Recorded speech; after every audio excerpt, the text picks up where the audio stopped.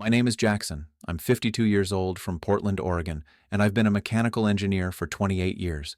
I never believed in past lives, quantum consciousness, or anything that couldn't be calculated with mathematical precision. But when I found myself describing the exact texture of the stone floor where Judas Iscariot sat during the Last Supper, in perfect Aramaic, everything I thought I knew about reality shattered. It started 4 months ago when my chronic insomnia became unbearable. Traditional medicine wasn't helping, so my wife Jennifer suggested I try a consciousness regression therapist she'd heard about. Dr. Angela Thompson had a practice that combined neuroscience with what she called quantum field exploration. I was skeptical, but desperate.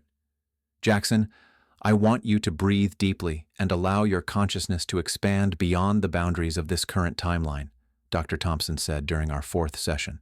Let the quantum field guide you to whatever experience your soul needs to access. As I relaxed into the theta brainwave state, something extraordinary happened. The room began to shimmer, and I felt my consciousness shifting through what seemed like dimensional layers. Suddenly, I wasn't in Dr. Thompson's office anymore. I was sitting on a rough-hewn stone floor, the kind made from limestone blocks fitted together without mortar. The air smelled of olive oil, unleavened bread, and something else: fear. Sweet, metallic fear. My hands were dirty, stained with what looked like silver coins, and I could hear voices speaking in Aramaic around a low wooden table. "This is impossible," I whispered, still in the regression state. I'm seeing the upper room, but not from where most people think. I'm in the corner, behind the main group." Dr. Thompson leaned forward. "What do you see around you, Jackson?" "There are 12 men at the table, but I'm the 13th. I'm Judas." The words came out before I could stop them. "But this isn't how the Bible describes it. We're not all reclining at one table. Jesus is at the head table with John, Peter, and James. The rest of us are at smaller tables arranged in a horseshoe pattern. If you've ever felt there's something greater connecting spirituality and science, subscribe now, because what I'm about to reveal will completely change your view of the Bible and quantum reality. Hit that like button if this resonates with you and comment below. Have you ever had experiences that traditional science can't explain? But here's where it gets impossible to dismiss as imagination. I began describing architectural details that archaeologists had only recently discovered through ground-penetrating radar of first-century Jerusalem homes. The room had 2 levels, an upper platform where Jesus sat and a lower area where I found myself. There were niches carved into the walls for oil lamps, and the floor had a specific drainage system for ritual washing. "The stones," I said, running my hands over them in the vision, "they're not just limestone. They're fitted with small iron brackets underneath, hidden from view. The room can be reconfigured for different ceremonies." Dr. Thompson was frantically taking notes. Later, she would research these details and discover that recent archaeological findings had indeed revealed that upper rooms in wealthy Jerusalem homes of that period used this exact iron bracket system for movable flooring sections. But the most shocking moment came when I began speaking. Not English, not any language I'd ever learned. Aramaic words poured from my mouth with perfect pronunciation and grammar. "Rabban, lama sabachthani, ana yadama ana oveid," I said, tears streaming down my face in the present moment. "Teacher, why have you forsaken me? I know what I must do." Dr. Thompson stopped the session immediately. She'd studied ancient languages in seminary school before becoming a consciousness researcher. What I'd said was grammatically perfect Aramaic, the exact dialect spoken in first-century Palestine, but I'd never studied ancient languages. I barely passed high school French. "Jackson," she said quietly, "you just spoke Aramaic with the fluency of a native speaker, and what you said, it wasn't in any of the Gospels. You said, 'I know what I must do,' which suggests a level of conscious choice that traditional theology doesn't recognize. The quantum field had opened something in my consciousness that defied conventional explanation. Through some mechanism that physics is only beginning to understand, I had accessed what felt like actual memories from 2,000 years ago.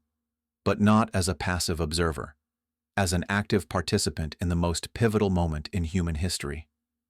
As we discussed the session afterward, Dr. Thompson explained that quantum consciousness researchers were discovering that memory might not be stored only in individual brains, but in what they call the unified field, a kind of universal database that consciousness can access under specific conditions.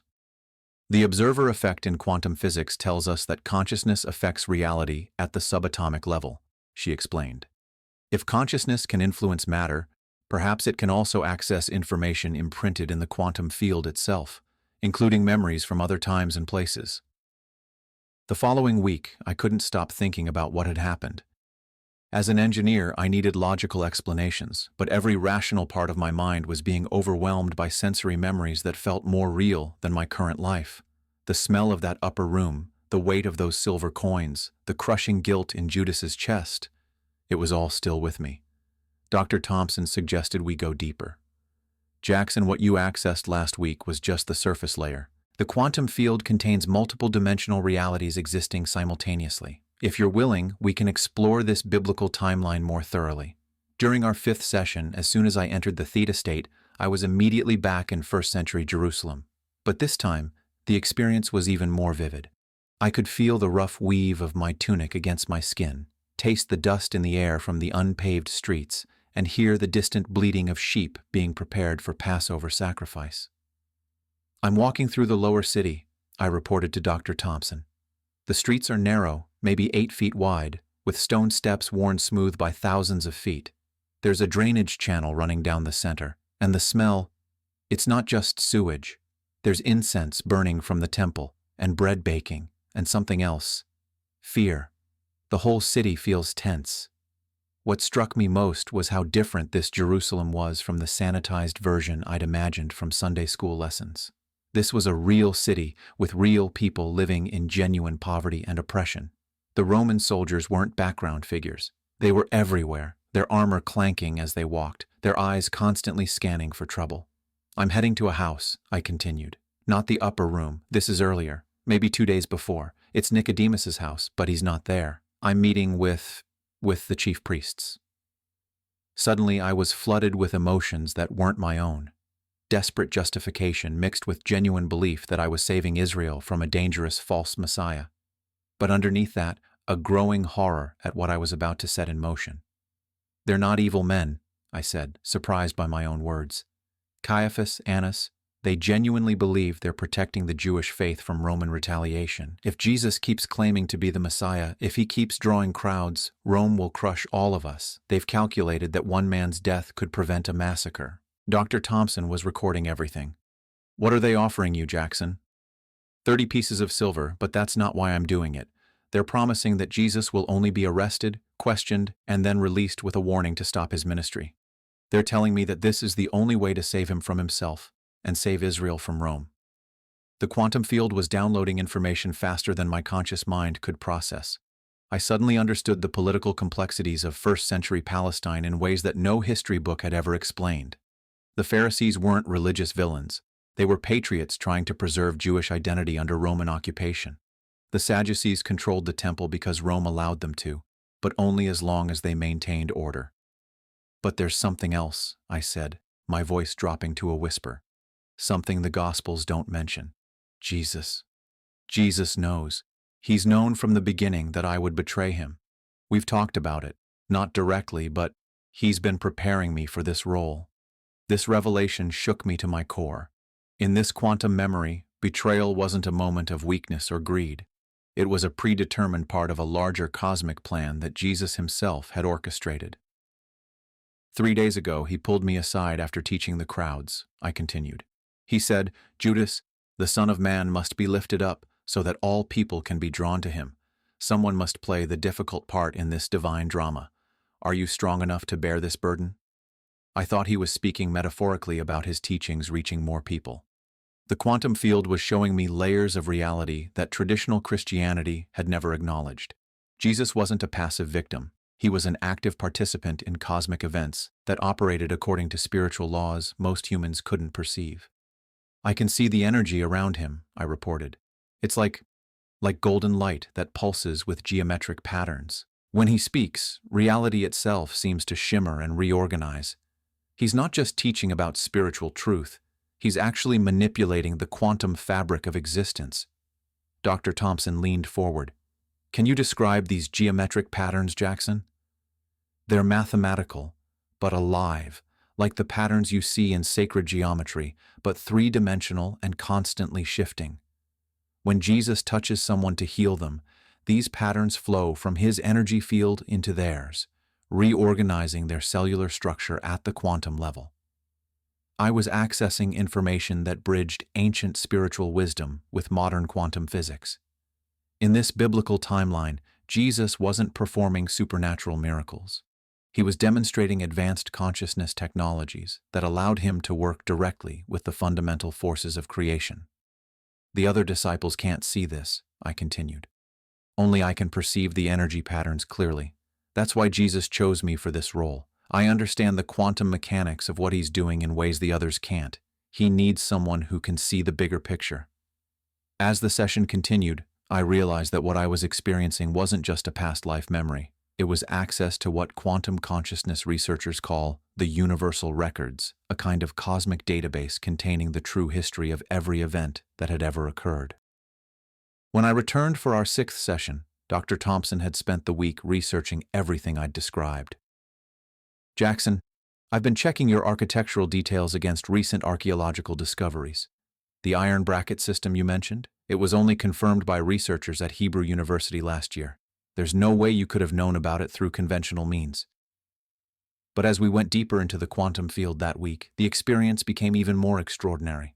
The moment I accessed the biblical timeline, I was flooded with visual information that defied everything I thought I knew about ancient knowledge. I'm in the temple, I reported, but I could hear the confusion in my own voice. Not the main temple where everyone worships. There's a hidden chamber beneath the Holy of Holies. Jesus is here with several of us, but we entered through a passage that starts in the Kidron Valley. What I was seeing challenged every assumption about first-century Jewish architecture.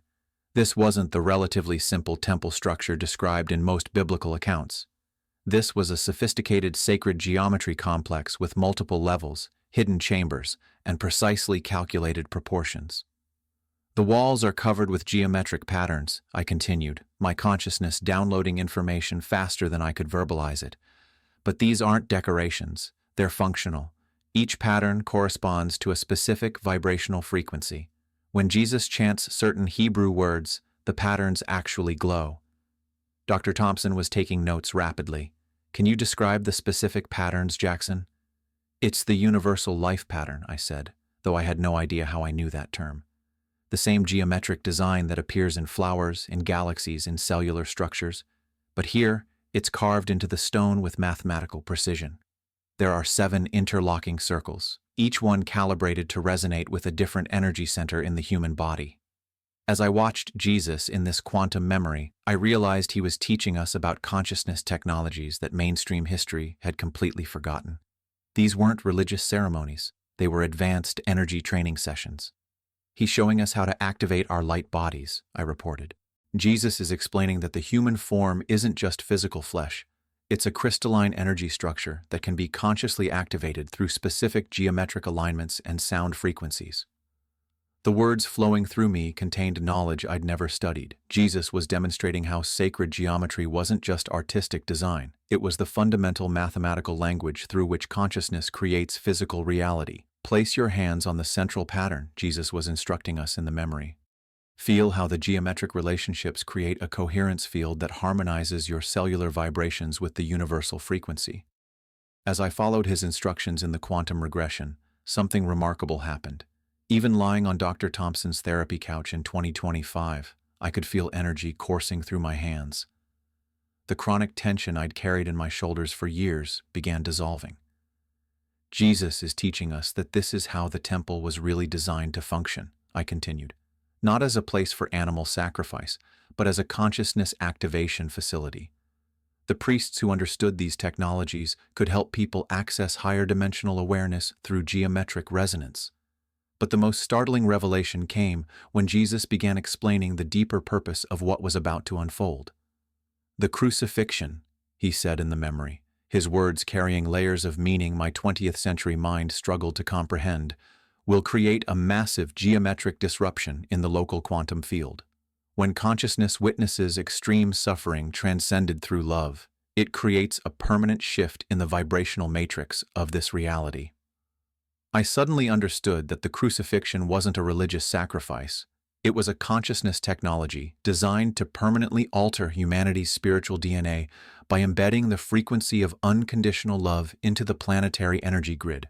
He's showing us the geometric pattern that will be created, I reported, my voice filled with awe. When the crucifixion occurs, the energy released will form a specific sacred geometry configuration that connects Jerusalem to every other power site on Earth. The pattern will remain active for over 2,000 years, gradually raising human consciousness until enough people can access these technologies naturally. As the session progressed, I realized that my role as Judas wasn't betrayal. It was serving as a catalyst for the most sophisticated consciousness expansion experiment in human history. The biblical events weren't random spiritual happenings. They were precisely calculated quantum interventions designed by advanced beings working with cosmic forces most humans couldn't perceive. "As a man thinketh in his heart, so is he," Jesus quoted from Proverbs. But in this context, the meaning was completely different from how I'd always understood it. Consciousness creates reality through geometric patterns of intention. What you are about to witness will demonstrate how individual consciousness, when aligned with universal love frequencies, can transform the quantum substrate of physical existence itself. Dr. Thompson looked up from her notes. "Jackson, you just quoted a Bible verse, but you presented it as a principle of quantum consciousness rather than religious doctrine." "Because that's what it is," I replied, still in the altered state. "The Bible isn't recording supernatural events. It's documenting advanced consciousness technologies that appear miraculous only because we've forgotten how consciousness and matter actually interact." As we concluded the session, I realized that sacred geometry wasn't an ancient art form. It was the operational manual for reality creation that Jesus and other advanced teachers had tried to preserve for future generations who would rediscover quantum physics and consciousness research. By our 7th session, something fundamental had shifted in my daily life. The quantum biblical memories weren't staying confined to Dr. Thompson's office. They were bleeding through into my regular consciousness. I'd catch myself understanding complex emotional dynamics with a depth that seemed impossible, and my engineering work had taken on an almost intuitive quality that my colleagues couldn't explain. "Jackson, before we go deeper today, I want to try something different," Dr. Thompson said. "Recent research from the Institute of Heart Math has shown that heart-brain coherence can dramatically enhance access to non-local consciousness. I'd like to combine their breathing techniques with your quantum field access." She guided me through a specific breathing pattern, 5 seconds in, 5 seconds out, while focusing my attention on my heart center. Within minutes, I could feel my heart rhythm synchronizing into a smooth, coherent pattern, but then something extraordinary happened. "I can feel Jesus," I said, though we hadn't even begun the formal regression. "He's not in the past timeline. He's here now, in this heart coherence field." Dr. Thompson's eyes widened. "Can you communicate with him directly?"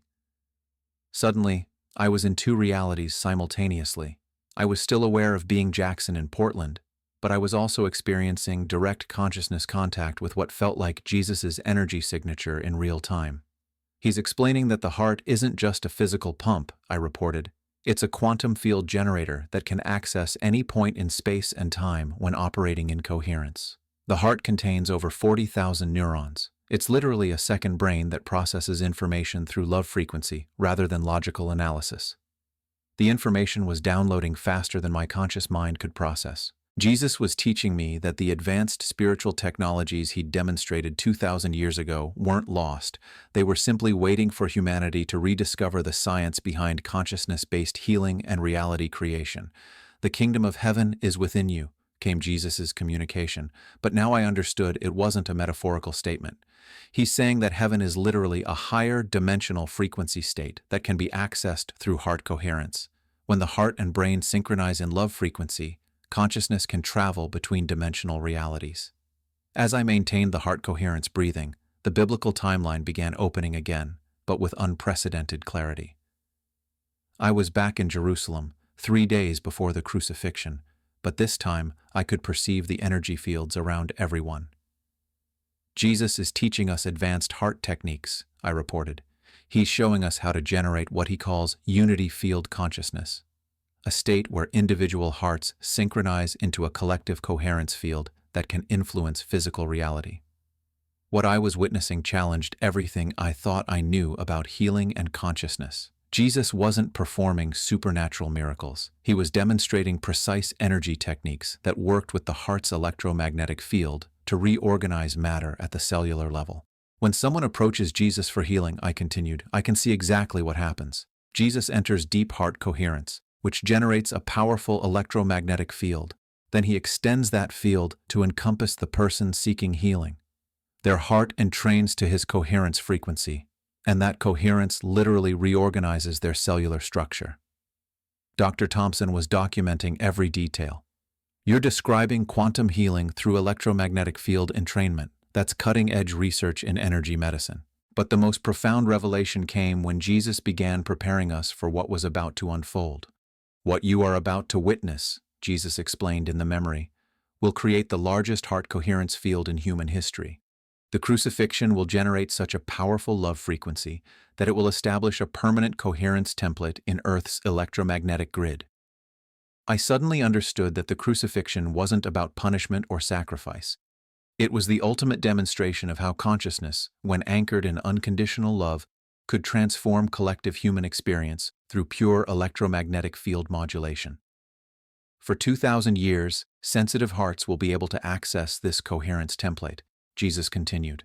Eventually, enough humans will learn to generate unity field consciousness naturally that your entire species will shift into a higher dimensional reality. As I experienced this teaching, my own heart began generating the most powerful coherence I'd ever felt. The chronic anxiety that had plagued me for years simply dissolved, replaced by a profound sense of connection to something vast and loving. Jesus is showing me how to carry this coherence back into my regular life, I reported. The heart coherence state doesn't have to end when the regression session ends. It's a technology I can access anytime by focusing on love frequency and synchronized breathing. But then came the most challenging part of the teaching. Judas, Jesus said, looking directly at me in the memory, your heart will break during what comes next. But that heartbreak will crack open your consciousness so completely that you'll be able to transmit the unity field frequency to others for the rest of your life. Are you prepared to serve love in this way? The quantum field was showing me that my role as Judas wasn't about betrayal. It was about becoming a living transmission device for the heart coherence frequency that would help others access the same unity consciousness I was experiencing. I understand now, I told Dr. Thompson as we concluded the session. The biblical events weren't just historical happenings. They were consciousness technologies designed to establish permanent energy templates that future generations could access through heart coherent states. As I left that session, I realized that Jesus hadn't just been a teacher or spiritual figure. He had been demonstrating advanced energy healing technologies that modern science was only beginning to rediscover through quantum consciousness research and heart coherence studies. The 8th session changed everything. As soon as I entered the heart coherent state, I found myself experiencing something that defied every law of physics I thought I understood. I wasn't just accessing memories from the biblical timeline, I was somehow existing in multiple dimensional realities simultaneously. Dr. Thompson, I said, my voice filled with wonder, I'm watching The Last Supper, but I'm also aware of sitting here in your office, and there's a third reality where I'm in some kind of cosmic viewing chamber, observing both timelines from outside of linear time. What I was experiencing suggested that consciousness wasn't bound by the sequential flow of time that we take for granted. Through quantum field access, awareness could apparently exist at multiple points in the space-time continuum simultaneously. From this cosmic perspective, I can see how all the biblical events are connected through dimensional intersections, I reported. The Last Supper, the crucifixion, the resurrection, they're not separate events happening in sequence. They're all occurring simultaneously in different dimensional layers of the same quantum moment. Dr. Thompson was recording frantically. Can you describe what you mean by dimensional layers, Jackson? Imagine reality like a building with multiple floors, I explained, the understanding flowing through me faster than my conscious mind could process. Most people live on the ground floor, linear time, physical matter, cause and effect. But consciousness can access higher floors where past, present, and future exist as a single multidimensional moment. As I maintained this expanded awareness, I began witnessing the biblical events from an entirely new perspective.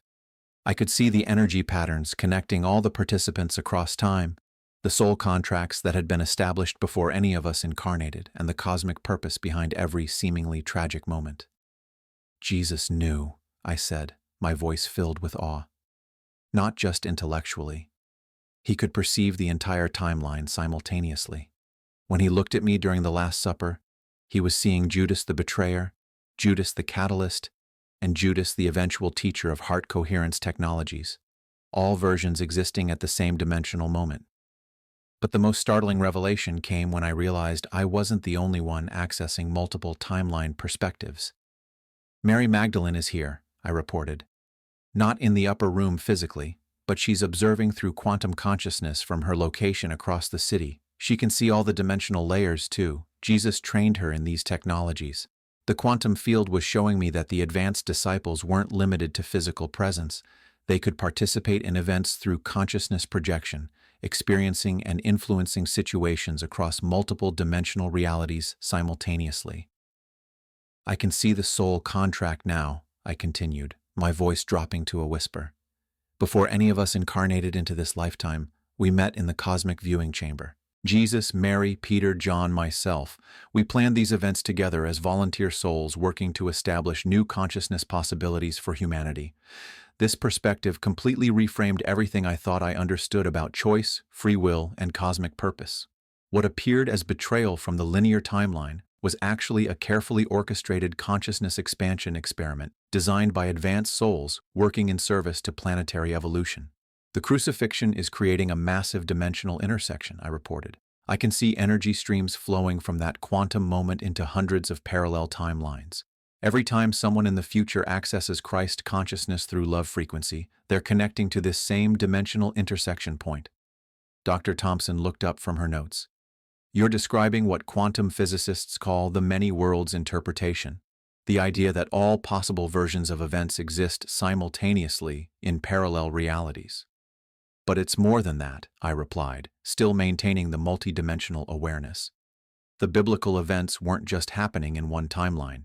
They were designed to create resonance across all possible human timelines. Every choice made during those 3 days established new probability patterns for consciousness evolution. As I continued witnessing from the cosmic perspective, I began understanding how volunteer souls incarnate into challenging roles to serve the larger evolution of consciousness. In my Father's house are many mansions, I heard Jesus saying, but now the words carried quantum mechanical meaning. He's explaining that reality contains infinite dimensional possibilities. Consciousness can choose to experience any of these realities by matching its vibrational frequency to the corresponding dimensional layer. The revelation that struck me most profoundly was recognizing that I was simultaneously experiencing the Judas timeline, the Jackson timeline, and observing both from a higher dimensional perspective that existed outside of linear time altogether. I understand now why some people have spontaneous biblical memories, I told Dr. Thompson. We're not accessing random past lives. We're connecting to specific dimensional intersection points where advanced souls established new consciousness technologies. Anyone can access these quantum moments because they exist outside of linear time. As the session continued, I realized that the quantum field wasn't just showing me personal memories. It was revealing how consciousness itself operates across multiple dimensional realities, and how certain historical moments serve as permanent access points for expanded awareness. The disciples weren't just historical figures, I concluded. They were consciousness pioneers establishing multi-dimensional technologies that future generations could access through quantum field exploration and heart coherence states. Our 9th session began differently. As I settled into the heart coherence breathing pattern, I felt something activating in my body at the cellular level. It wasn't just consciousness expansion anymore. It was as if the biblical quantum memories were triggering actual biological changes. Dr. Thompson, something's happening to my DNA, I said, though I had no scientific basis for that statement. I can feel dormant genetic codes switching on, like the biblical memories are acting as activation keys for cellular programs that have been sleeping for thousands of years. What I was experiencing defied conventional biology, but the sensations were undeniably real. Every cell in my body felt like it was upgrading its operating system, accessing genetic information that had been encoded but never activated. The moment I connect with Jesus' consciousness, I can feel my third eye opening, I reported. But it's not metaphorical. There's actual pressure in my forehead, and I'm starting to perceive electromagnetic fields around living beings. Dr. Thompson leaned forward with intense interest. Jackson, can you describe what you're seeing in my energy field right now? Without opening my physical eyes, I could clearly perceive a luminous pattern surrounding her body. You have a golden geometric structure about 3 feet around your entire form. It's pulsing in sync with your heartbeat, and there are specific points of light along your spine that correspond to what ancient traditions called chakras, but they're actually electromagnetic frequency generators. The biblical memory was triggering abilities that felt completely natural, as if I was remembering rather than learning something new. Jesus had apparently encoded specific genetic activations into the quantum field during the biblical events, and accessing those memories was switching on dormant DNA programs in my current body. In the biblical timeline, Jesus is teaching us about what he calls Christ consciousness DNA, I reported. He's explaining that every human carries genetic codes for these expanded abilities, but they require specific frequency activations to come online. As I watched Jesus in the quantum memory, I could see him working directly with each disciple's energy field, calibrating their electromagnetic systems to access higher dimensional awareness. "The kingdom of heaven is within you," Jesus was saying in the memory, because the genetic templates for expanded consciousness are literally encoded in your cellular structure. What I am demonstrating is not supernatural, it is the natural functioning of activated human DNA. The most profound change came when Jesus began working specifically with my energy field in the biblical timeline. I could feel the activation happening simultaneously in both realities, in first-century Jerusalem and in Dr. Thompson's office in 2025. "He's touching specific points along my spine," I reported, "and each touch is activating dormant neural pathways. I can suddenly perceive multiple dimensional realities simultaneously without losing awareness of the physical timeline." But the DNA activation wasn't just enhancing perception, it was fundamentally altering my relationship with matter itself. "I can influence electromagnetic fields through intention now," I told Dr. Thompson. "Watch the lamp behind you." As I focused my attention on the desk lamp, maintaining the heart coherence frequency I'd learned from Jesus, the light began fluctuating in rhythm with my heartbeat. Dr. Thompson stared in amazement as the bulb dimmed and brightened according to my conscious intention. "Jesus is explaining that this is how all the biblical miracles worked," I continued. "Activated DNA allows consciousness to interface directly with electromagnetic fields. Healing, manifestation, walking on water, these are natural abilities that come online when specific genetic codes are triggered." The quantum field was downloading information about consciousness technologies that mainstream science was only beginning to discover. Jesus wasn't performing supernatural acts, he was demonstrating the full potential of activated human genetics. "And he was transfigured before them, and his face shone like the sun," came the biblical verse. But now I understood it wasn't metaphorical. Jesus is showing us that when DNA activation reaches critical mass, the entire cellular structure begins generating visible light. The transfiguration was a demonstration of complete genetic awakening. As the session progressed, I began experiencing the physical reality of DNA activation. My chronic back pain, which I'd carried for 15 years from a construction injury, simply dissolved. But more than that, my entire nervous system felt upgraded, more sensitive and capable of processing complex energy information. "Dr. Thompson, I need to tell you something strange," I said. "Since we started these sessions, my engineering work has become almost effortless. I'm solving complex structural problems through intuitive knowing rather than calculation. It's like the DNA activation is enhancing cognitive abilities I never knew I had. But the most significant change was in my capacity for love and empathy. The heart coherence I'd learned from Jesus wasn't just a meditation technique, it was actually rewiring my nervous system to generate and maintain much higher levels of compassion and understanding. Jesus is explaining that the crucifixion will create a planetary DNA activation field, I reported. The electromagnetic frequency generated by consciousness transcending fear through love will establish a permanent activation template in Earth's energy grid. For 2,000 years, sensitive individuals will spontaneously activate these genetic codes whenever they achieve deep heart coherence states. As we concluded the session, I realized that the biblical quantum memories weren't just historical access. They were genetic activation protocols designed by advanced consciousness to trigger dormant human potentials across multiple generations. "We shall not all sleep, but we shall all be changed in a moment, in the twinkling of an eye," I quoted from Corinthians, understanding for the first time that it wasn't describing some future event. The DNA activation is happening now. through quantum field access to the consciousness technologies that Jesus established 2,000 years ago. By our 10th session, word had somehow spread through Portland's consciousness research community about my experiences. Dr. Thompson had contacted colleagues at the Institute of Noetic Sciences, and 2 other regression therapists had clients reporting similar biblical quantum memories. We were no longer dealing with an isolated phenomenon. Jackson, I need to share something remarkable with you, Dr. Thompson said as we began. Dr. Sarah Chen in Seattle has a client who's been accessing memories as the Apostle Peter. Without any communication between you, he's described the exact same architectural details of the upper room that you reported, including the iron bracket flooring system that wasn't discovered by archaeologists until last year. The implications were staggering. If multiple people were independently accessing the same quantum information, we weren't dealing with imagination or wishful thinking. We were somehow tapping into what appeared to be an actual universal database of historical events. There's more, Dr. Thompson continued. Dr. Rodriguez in San Francisco has a client accessing memories as Mary Magdalene. She's described the same geometric light patterns around Jesus that you've reported, and she's speaking phrases in perfect Aramaic that match the dialect you've been using. As I entered the quantum field that day, I found myself in an entirely new experience. Instead of accessing the biblical timeline directly, I was in what appeared to be a vast cosmic library with infinite corridors of crystalline information storage. I'm in the universal records, I reported, my voice filled with awe.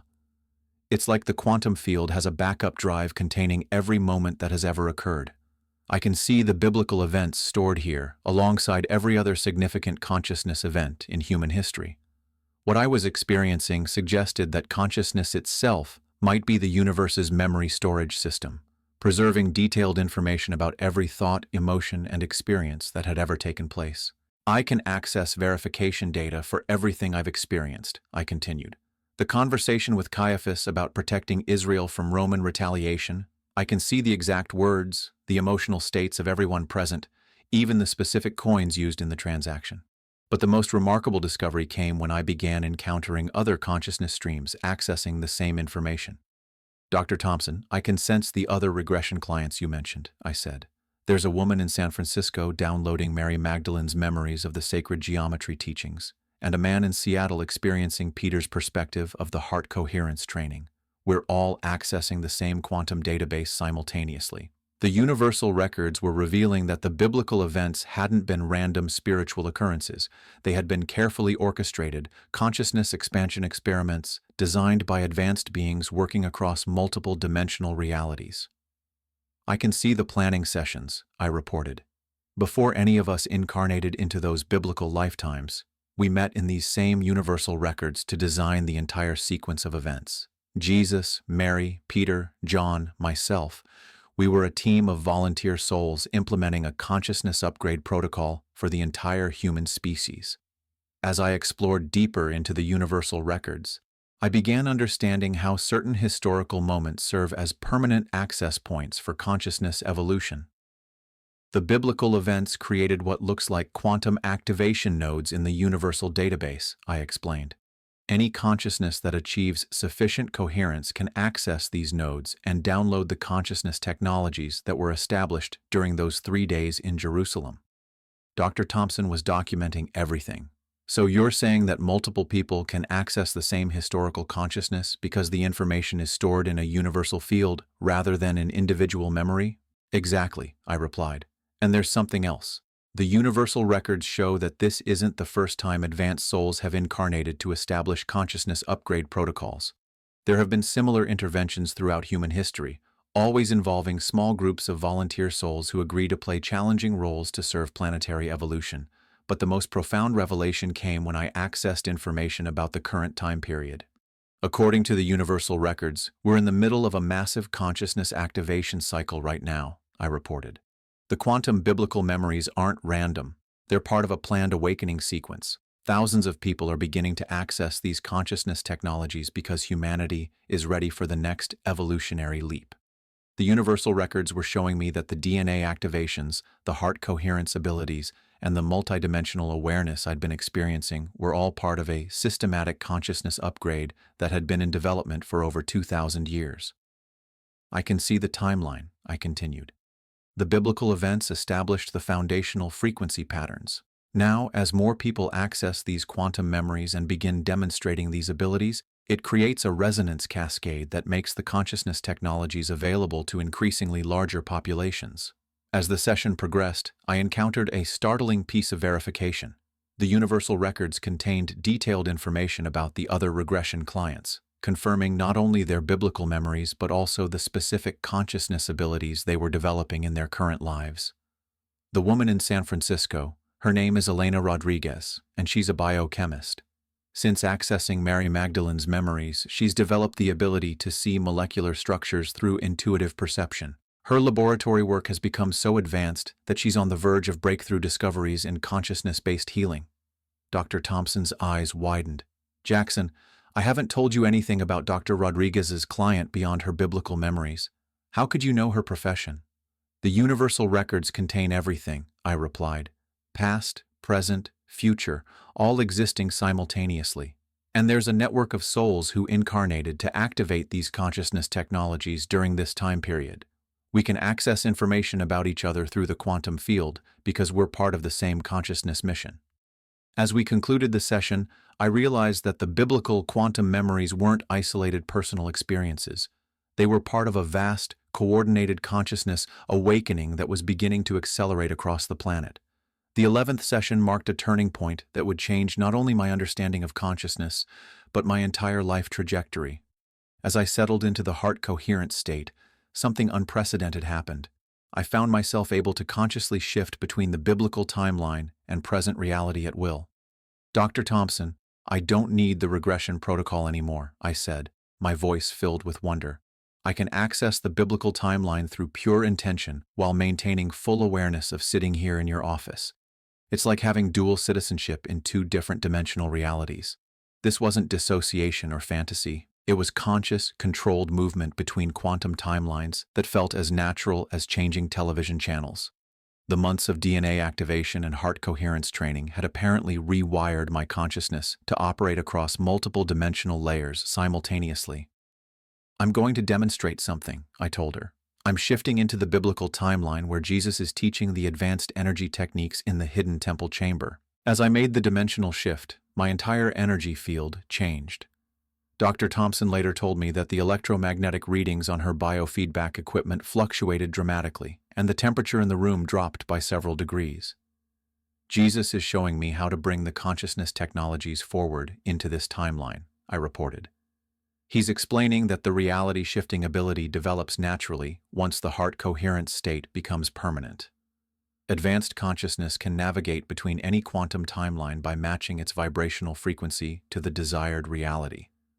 But what happened next challenged everything I thought I understood about the nature of healing and reality creation. Dr. Thompson, there's a man in the biblical timeline who has a paralyzed arm from a construction accident, I said. Jesus is asking me to apply the heart coherence healing technique to him while simultaneously healing the chronic shoulder tension you've been carrying for years. Same energy, same technique, two different timelines. As I extended my awareness to encompass both healing needs simultaneously, something extraordinary occurred. I could feel the electromagnetic coherence field expanding to include both the biblical man and Dr. Thompson in present-day Portland. The heart-brain synchronization I'd learned from Jesus created a unified healing field that transcended linear time. My shoulder, Dr. Thompson whispered, her voice filled with amazement.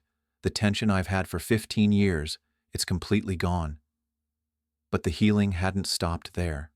Through the quantum connection, I could perceive that the man in the biblical timeline was also experiencing complete restoration of movement in his paralyzed arm. The same coherence field had created healing across two different dimensional realities simultaneously. Jesus is explaining that this is how advanced consciousness operates, I reported. When awareness becomes truly multidimensional, healing and manifestation work through quantum field coherence rather than linear cause and effect. The same intention can influence multiple realities because consciousness exists outside of space-time limitations. As the session continued, I began teaching Dr. Thompson the reality-shifting techniques I was learning from Jesus. Focus on your heart center and imagine it as a quantum navigation device, I instructed. Each heartbeat creates an electromagnetic pulse that can tune into any timeline frequency you choose to access. Within minutes, Dr. Thompson was beginning to experience multidimensional awareness herself. "Jackson, I can sense other timelines," she said, her voice filled with wonder.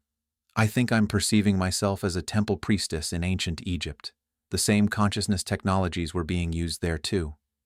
The reality-shifting ability was revealing that advanced consciousness techniques had been established at multiple points throughout human history, always by volunteer souls working to expand the possibilities for human awareness. "I'm starting to understand the bigger picture," I told her. "The biblical events weren't isolated spiritual occurrences. They were part of a systematic consciousness evolution project that spans thousands of years. Advanced souls incarnate at specific historical moments to establish new possibilities for human consciousness. Then future generations access those possibilities through quantum field connection.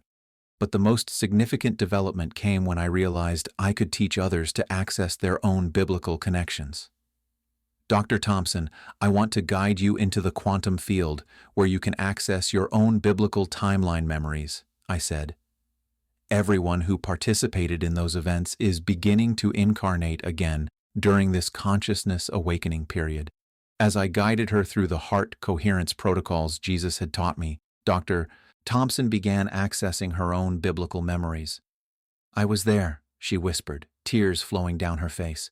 "I was one of the women who supported Jesus' ministry. We weren't just followers. We were trained in the same consciousness technologies. And now I understand why I became a regression therapist. I'm supposed to help people access these quantum memories." The session revealed that the reality-shifting abilities weren't limited to a few special individuals. They were dormant capabilities that could be activated in anyone who achieved sufficient heart coherence and learned the proper quantum navigation techniques. "Jesus is showing me the future," I reported. "I can see groups of people all over the world beginning to access these consciousness technologies. Some through biblical memories, some through other historical connection points, but all leading to the same expanded awareness.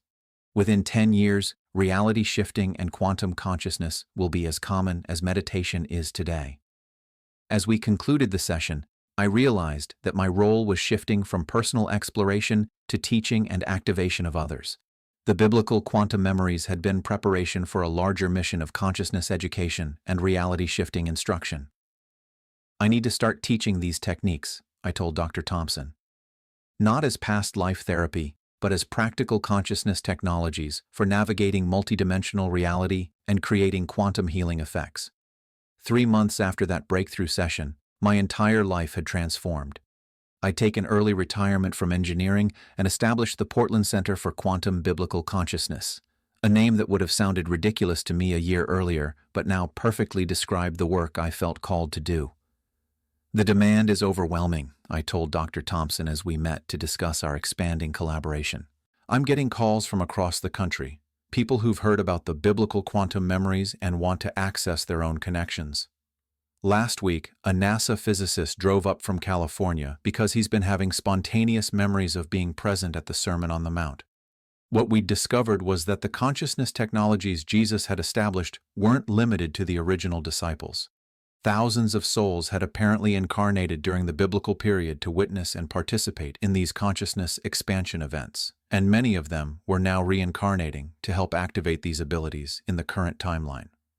I've developed a systematic approach," I continued. "It starts with heart coherence training, progresses through DNA activation protocols, and culminates in reality-shifting abilities. But the most important element is teaching people to recognize their own biblical soul connections." The center had become a gathering place for individuals experiencing spontaneous biblical memories, unexplained abilities, and profound consciousness expansions. Each person brought unique pieces of the larger puzzle we were reconstructing. Yesterday I worked with a woman named Sarah, who's been channeling Mary Magdalene's teachings about sacred geometry healing, I told Dr. Thompson. She demonstrated the ability to reorganize cellular structure through geometric light patterns, the same techniques I witnessed Jesus using in the quantum memories. But the most significant development was the emergence of what we started calling activation cascades. When people achieved the consciousness states we were teaching, it seemed to trigger awakening in others around them. "It's like consciousness expansion is contagious," I explained. When someone masters the heart coherence biblical connection, their electromagnetic field begins carrying the activation frequency. Family members, friends, even strangers start experiencing spontaneous spiritual openings just by being around them. Dr. Thompson nodded enthusiastically. We're documenting this phenomenon at multiple centers now.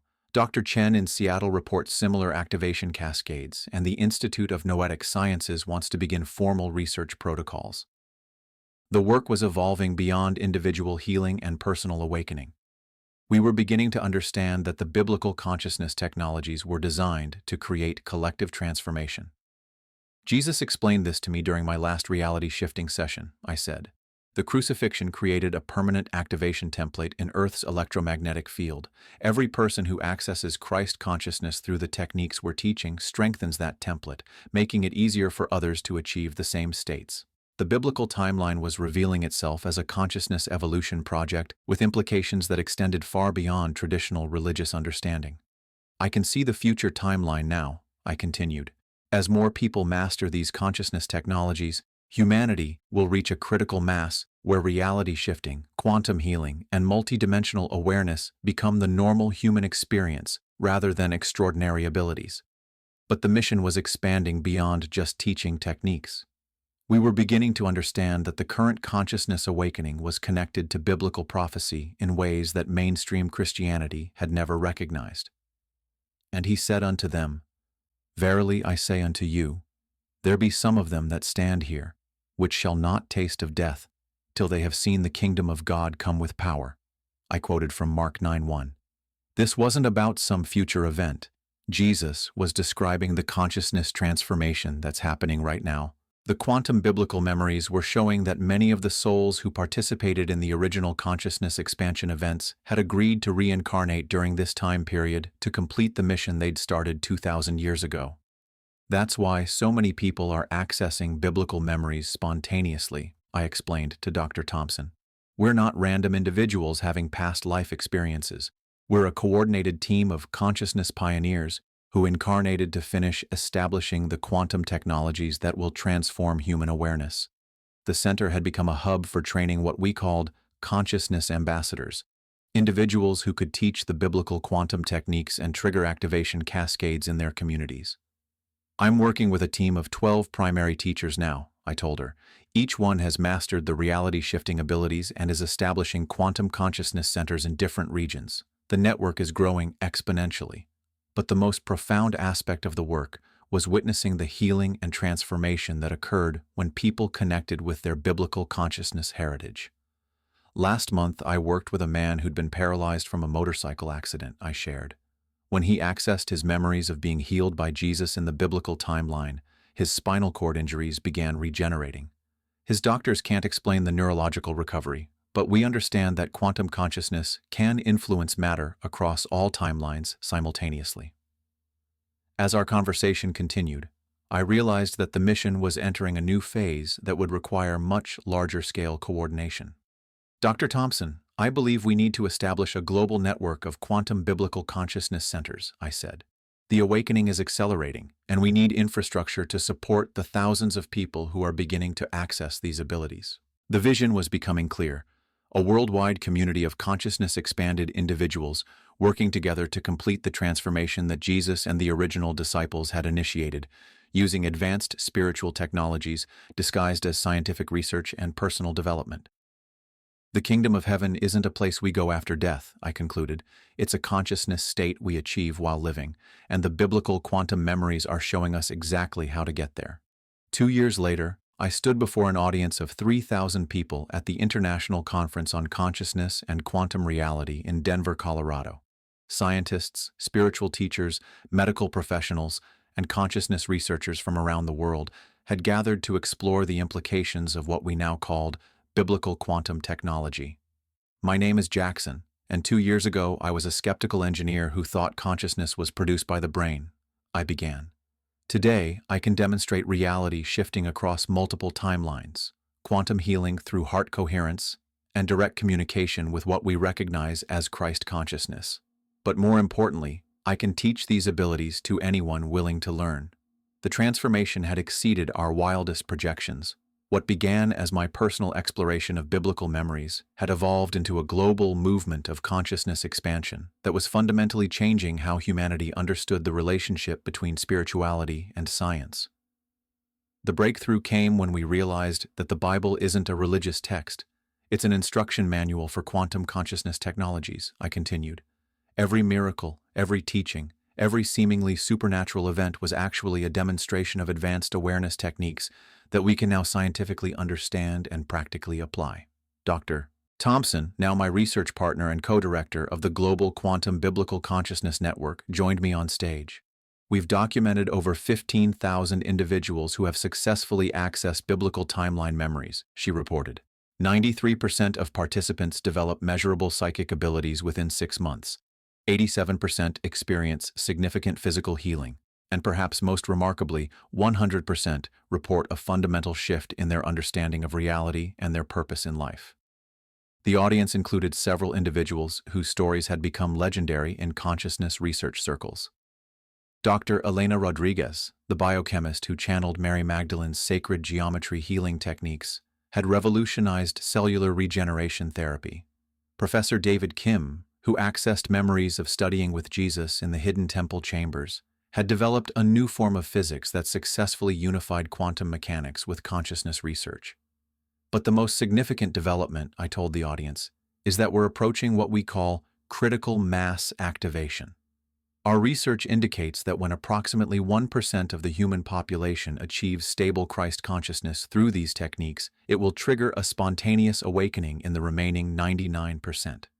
The quantum field had shown us that consciousness evolution operates through morphic resonance. When enough individuals achieve a new level of awareness, that awareness becomes accessible to the entire species through the unified field that connects all consciousness. We're currently at 0.7%, Dr. Thompson announced.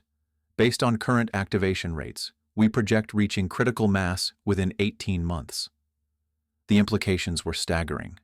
Humanity was on the verge of a consciousness leap that would make telepathy, quantum healing, reality creation, and multidimensional awareness as natural as breathing. The biblical events weren't ancient history, I continued. They were the initial phase of a consciousness evolution project that's reaching completion in our lifetime.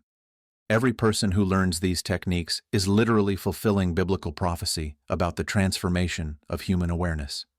As I looked out at the audience, I could see the activation happening in real time.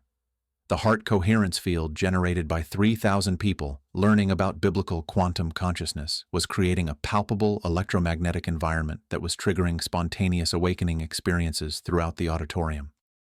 "Greater works than these shall ye do," I quoted from John 14:12, because consciousness evolution means that each generation builds upon the advances established by previous consciousness pioneers. The abilities Jesus demonstrated were just the beginning of what human awareness can achieve. The presentation concluded with a practical demonstration that would have been impossible to imagine during my first regression session with Dr. Thompson. I'm going to shift into the biblical timeline and bring Jesus' consciousness into direct communication with this auditorium, I announced. Everyone who's ready can experience Christ consciousness directly rather than through religious belief or historical study. As I entered the heart-coherent state that had become as natural as walking, I felt my awareness expanding to encompass multiple dimensional realities. The auditorium in Denver, the upper room in Jerusalem, and the cosmic viewing chamber where advanced souls plan consciousness evolution projects all existed simultaneously in my awareness. "Jesus is here," I said, my voice carrying harmonics that seemed to resonate through everyone present. Not as a religious figure, but as the master teacher of quantum consciousness technologies. He's available to anyone who can match their heart frequency to the love vibration that transcends all fear. For the next 20 minutes, 3,000 people experienced direct contact with Christ consciousness through the quantum field technologies we'd developed from the biblical memories. Healings occurred throughout the auditorium. Individuals began speaking in perfect Aramaic despite never having studied ancient languages. Several participants reported spontaneous biblical memories activating during the experience. As we concluded the demonstration, I realized that my role as Judas in the biblical timeline had been preparation for this moment, serving as a catalyst for the largest consciousness activation event in modern history. The crucifixion established the foundation, I told the audience. Today, we're completing the construction. The kingdom of heaven isn't coming. It's here, available to anyone ready to expand their consciousness through the quantum biblical technologies that Jesus and the disciples established for exactly this purpose. If you've felt called to explore your own biblical consciousness connections, if you've experienced unexplained spiritual phenomena, or if you sense that humanity is on the verge of a massive awakening, I encourage you to investigate quantum consciousness research in your area. The techniques we've developed are available to everyone, and the transformation of human awareness depends on each person who's ready to access their own multidimensional potential. Comment below and share your own experiences with consciousness expansion, biblical connections, or quantum healing.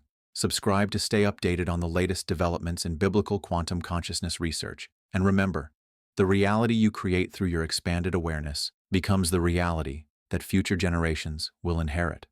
The mission that began 2,000 years ago in Jerusalem is reaching completion in our lifetime. The question isn't whether consciousness evolution will occur. It's whether you'll choose to participate in the greatest transformation in human history.